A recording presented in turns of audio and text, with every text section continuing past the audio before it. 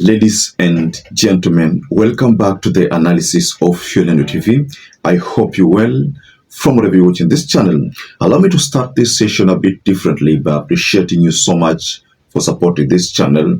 If you wish to support us, please like this video and subscribe to our channel. Thank you so much. Now, I want us to quickly delve into this story about a report concerning a move that Raila Amolo Odinga took to try to protect SAKAJA. Now, we all know that SAKAJA is facing an impeachment. Now, in Nairobi County, if the impeachment sails through, then the governor and the deputy governor both of them will be impeached. Now, in this country, we have not encountered a scenario where the governor and the deputy governor are both impeached. So this is going to be the first impeachment. This is a sign that the broad-based arrangement in the county is not working. Or if it's working, then let's say that all these MCAs want SAKAJA out of office.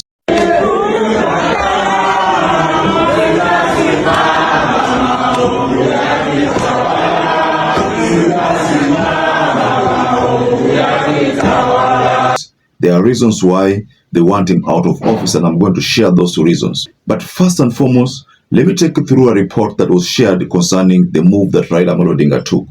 And CYPRIAN said, reports, Mzee sorted 300 million to save SAKAJA from impeachment. MCAs to get nothing. Then he said, reports, ODM leadership currently in Karen with the Right Honorable Odinga and Governor SAKAJA. So according to what CYPRIAN is telling us is that Raila could have been paid 300 million to protect SAKAJA from impeachment. Remember, if the impeachment sails through, then SAKAJA and his deputy will be both impeached. Now, if that move is actualized, the person who's going to take over is a speaker for I think around 60 days. Then there's going to be an election for a new governor, a new deputy governor in place. Normally, when a governor is impeached, the deputy governor always replaces the governor.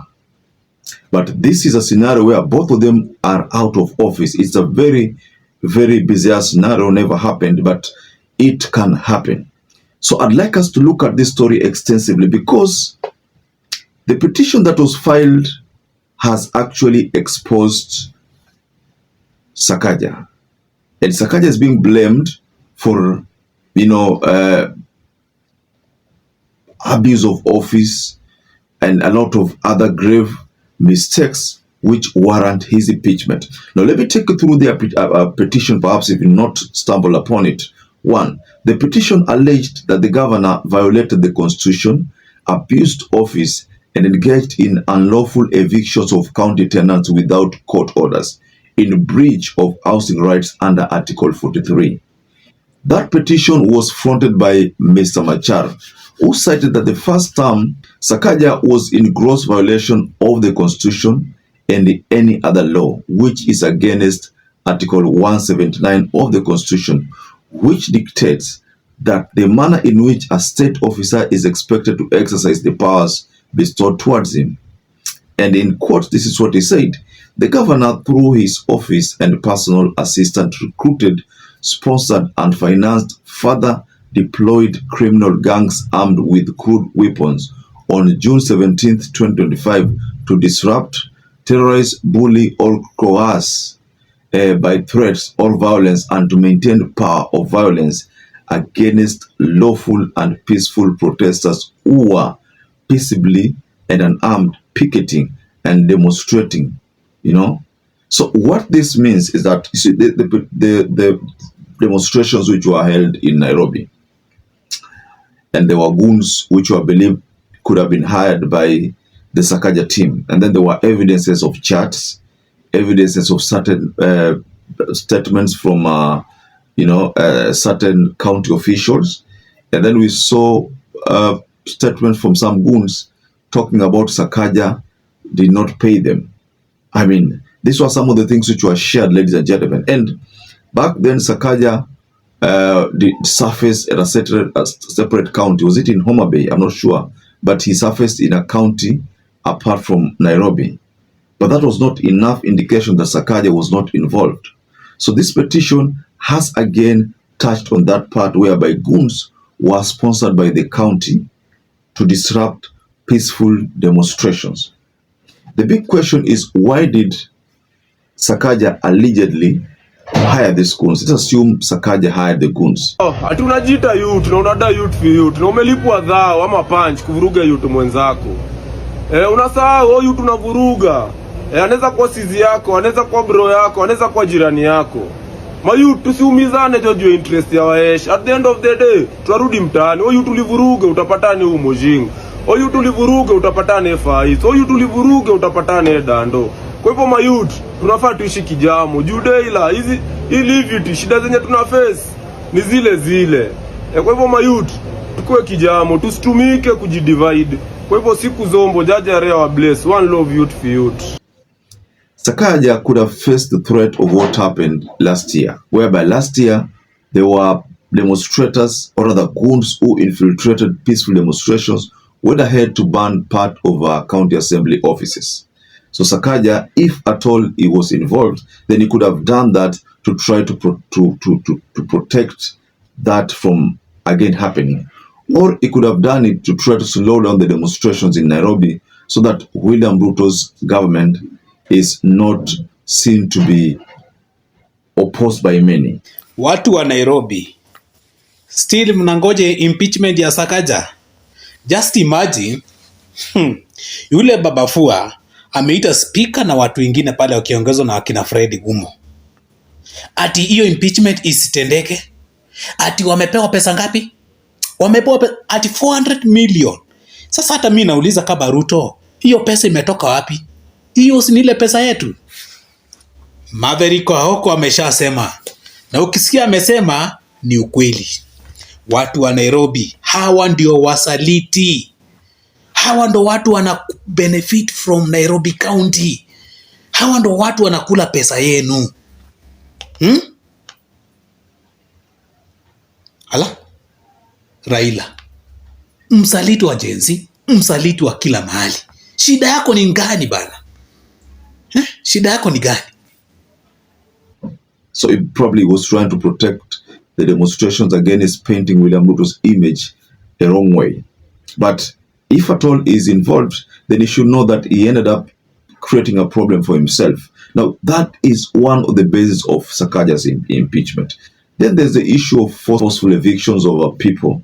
There's a video that surfaced a couple of days ago about some goons who have been allegedly hired to try to forcefully evict people from a certain household. Now, this was again blame channeled on Sakaja. So we find that most of these blames are channeled on Sakaja because of goons.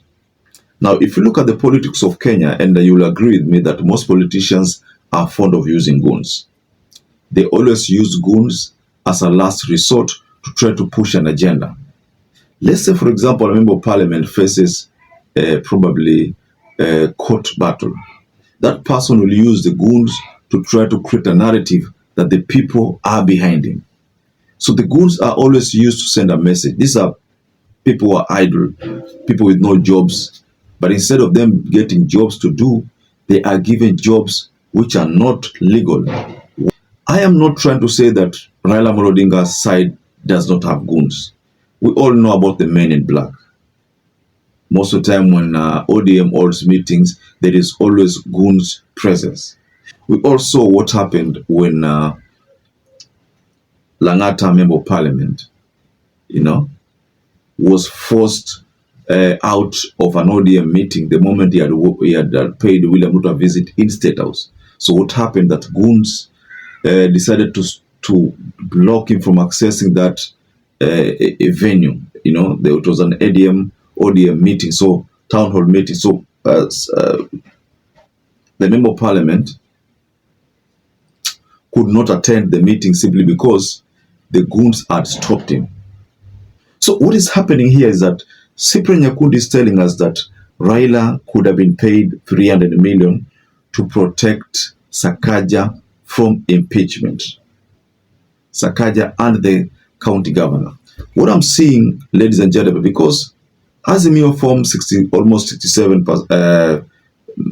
MCAs, the number of MCAs around 67. So Azimio forms the majority, but the minority is the Kenya Kwanza in the county assembly.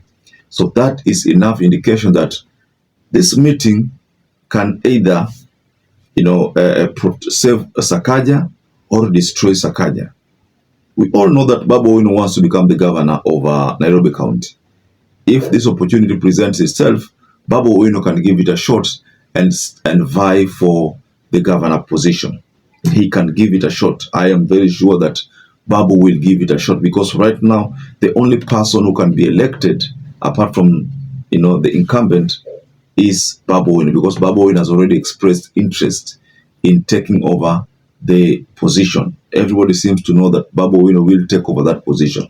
Tim Wanyonyi has shown interest of vying for a Bungoma governor position, but it's just a matter of time. We're waiting to see what is going to happen, because Tim Wanyonyi, brother of Wetangula, but again, Baraza wants to become the governor there, and Baraza decamped from UDA and joined Ford Kenya only for him, because he wants to become the governor of Bungoma County. So this Nairobi politics, ladies and gentlemen, the broad-based is not working in Nairobi County. That explains why SAKAJA imebidi atetewe na Raila Amolo Odinga. So most likely I'm looking at Raila Amolo Odinga trying to convince the MCAs from his side not to participate in the impeachment, so that the MCAs don't succeed in impeaching SAKAJA. There's also a common narrative, a common belief that most likely the faction of Rigathi Gachagua wants to take over the Nairobi. So maybe they're the ones who are pushing for this impeachment to be done, so that once it's done, then they can always take over Nairobi with ease. Because if SAKAJA is removed, hapo kuna shida. The person who's likely to produce a governor is Rigathi Gachagua, based on the popularity in Nairobi County. But Babu Owino stands a good chance also of securing the Nairobi County. So, ladies and gentlemen, allow me to rest my case there, but just go below in the comment section and you can tell us what to think about this development concerning Raila Amolo Odinga's 300 million. So perhaps if you're watching this video and you've not subscribed, take 1 second and subscribe, like this video. Until you catch up again, stay safe and stay blessed. Thank you once again for choosing YOLENO TV as your favorite political channel.